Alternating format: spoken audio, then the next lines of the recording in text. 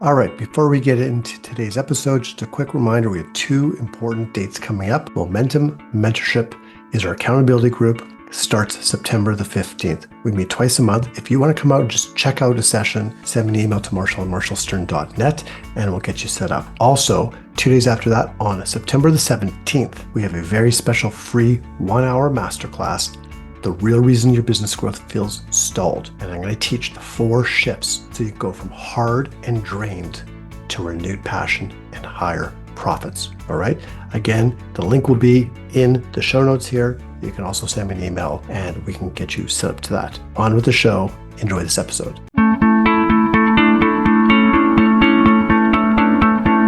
Hi, I'm Marshall Stern, and I've spent over 35 years leading and growing multiple small businesses. I know firsthand the struggles of entrepreneurship, feeling isolated, lonely, overwhelmed, and feeling like you have to do it all by yourself. I've been through multiple recessions, and I have felt the highs and the lows. I've been there, and I get it. This podcast is here to change that. Every week, I will bring you straight talking advice, real-world strategies, and honest conversations about what it takes to succeed in business without the fluff, the gimmicks, or the sugarcoating. If you're ready to stop spinning your wheels and start making real progress, then you are in the right place. This is the Stern Truth. All right, welcome back, everyone. Another episode of the Stern Truth Business Unfiltered. And so this is sort of an impromptu recording. I wasn't planning this recording, wasn't planning this episode. This is almost in real time because I want to go on a bit of a rant. And I think there's a business lesson in here. I'm not sure what I'm calling this episode yet. I'll figure that one out afterwards, but I hope you listen to it. So I just spent 85 minutes. That's 85 minutes, which is 1 hour and 25 minutes on hold with my cable company. Why would I do this? Why, you might ask? Well, you see, here's the thing. I decided there was a channel that we wanted to cancel in our package because it was costing us $20 or $25 a month. We didn't need it anymore. And this is the second time I went through this in the past year, just to cancel a channel, not my package overall, not the entire services that I have with this cable company, which includes my internet, my landline. Yes, don't judge. I still have a landline. Just to cancel one channel. Now, I give them credit because when they wanted my money, they made it very easy to take my money because all I had to do was go on to that channel. And when I found out I was not a member or subscribed to that channel, all I had to do was click subscribe. Simple. Automatically, the email goes out saying we've adjusted your account. You're now subscribed to this channel and you're charged. No problem. No questions asked. Very easy to do business with because they wanted my money. When I wanted them to stop charging me that amount, which was a small amount of the overall package, different story. What they should have done is have the same button, unsubscribe, just like we have in emails, just like other streaming services have, where you can go into your account and you can actually unsubscribe. At the end of that billing period, you no longer have that service. But no, not here. Here, I had to pick up the phone, and I knew I was going to have to wait because last time it was 1 hour. I had to find a time where I had the time not to sit and just wait for them to answer, but to do other things, other work. And I put the phone down, put the audio on, the speaker on, and I let it go. An hour and 25 minutes later for a 1-minute phone call. That was it. So Amazon does it right. Whether you love Amazon or not, business-wise, Amazon does it right because they make it easy not only for you to give them their money and thus their vendors, so on and so forth, but they also make it easy for you to return them. That's why Amazon is so successful. Now, yes, there's the other side of what they do to business, small business, and even large business as well. But the bottom line is their business model works. Now, at the time of this recording, at the time when this episode comes out, it is the year 2025, 2025. So if you're listening to this episode in the future years, maybe things have changed and they've made it a little bit more difficult or a price to return or cost to return. But as of right now, only item I've ever had an issue with Amazon in returning was a rug. Because it was oversized, I would have had to pay the shipping to return it.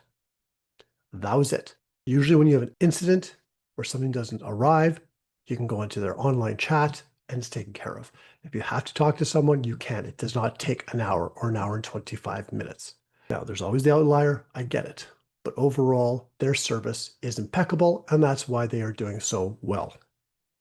Because we do have options, my friends.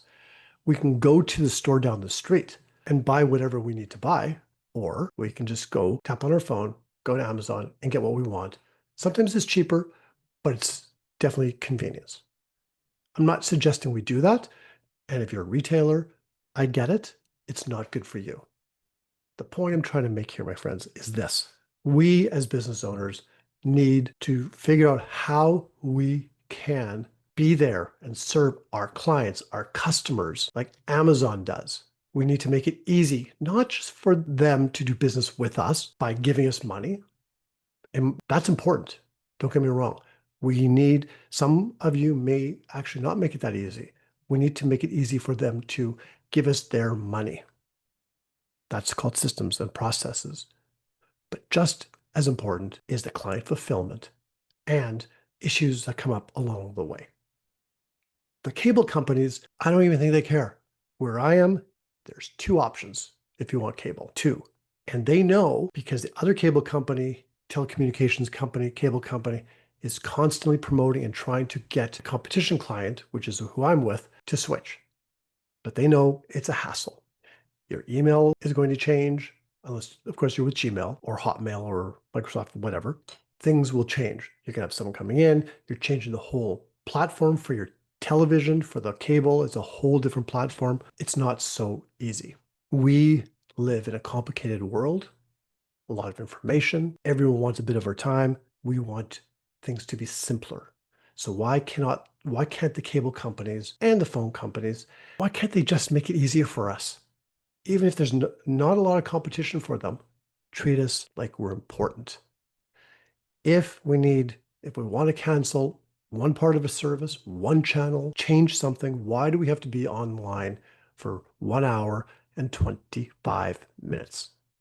Why can they not add more people to their call center or switch it to an online system where you can just go online like everything else is and alter your package?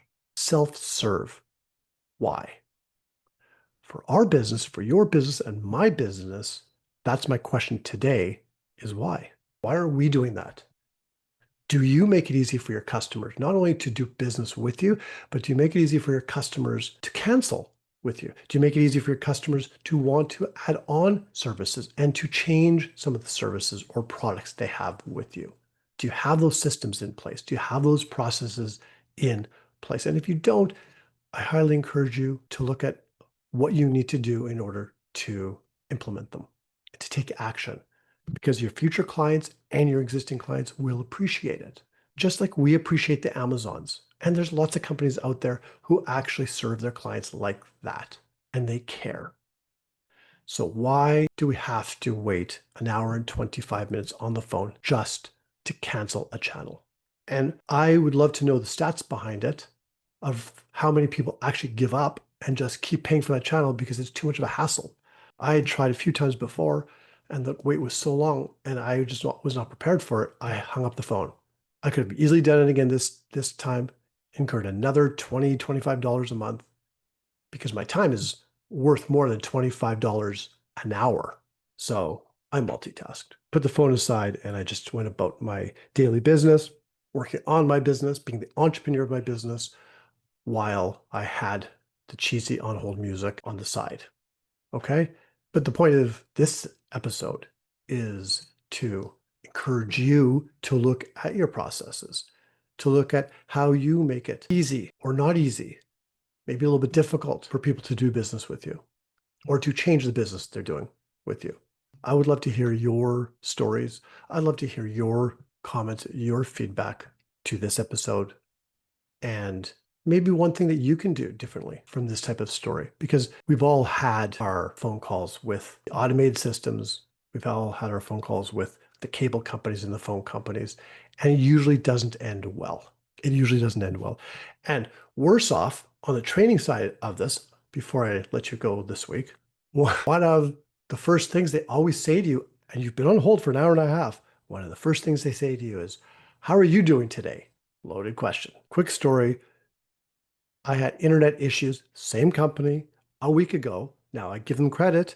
They did answer the phone a lot faster. I didn't have to wait on the phone for an hour and 25 minutes to get technical support. It was probably more like 20 minutes, which isn't so bad. But this was the third time the internet had gone down. And the first thing she said, just like today, when the call center technician or whatever they are came onto the phone, was, "How are you doing today?" And my answer was, "Not good." In fact, quite frustrated. What are they going to do? It's not her. I wasn't attacking her, but I really was frustrated. So maybe if you run a call center, maybe you're working for one of these cable companies, maybe just think about some of the questions that you have your call center people asking clients. Maybe apologize when they're on the phone on hold. You know people are in the queue for like a long period of time. Every time I call that number, that 188 number, there's a nice gentleman on the phone saying, "Our hold time is longer than normal." It's the same one all the time. It's always longer than normal. So maybe rather than saying, "How's your day today?" after someone's waiting on the phone for an hour or hour and 25 minutes, maybe apologize for the long wait. That would start the conversation off a hell of a lot better than, "How's your day today?" Okay, my rant is over. I hope you've enjoyed this episode. It's a little bit of a different episode. I want to give it to you in real time because this just happened to me a short while ago today, and I want to get it out there, and I want to make a point. And the point is simply, let's not make it difficult for people to do business with us, because doing business with us doesn't just mean subscribing to us. It doesn't just mean giving you the business. It means doing business, ongoing business. You want a long-term or lifetime client? Treat them like you want them to be a long-term client. Treat them with the respect, and do not make them wait an hour and 25 minutes. Please do not do that. Have a great week. I'm making this episode a lot less than an hour and 25 minutes so you can get back to your daily programming. We will see you next week on another episode of The Stern Truth Business Unfiltered. Bye for now. Thank you so much for tuning in to The Stern Truth. If you found today's episode helpful, we would love to hear from you. Please like, share, and leave us a review. Also, if you'd like to be a guest in an upcoming episode or join us in one of our Momentum Accountability Group sessions, simply email me to marshall@marshallstern.net. That's marshallstern.net. And don't forget to hit the subscribe button so you never miss an episode. Until next time, keep pushing forward and leading with confidence.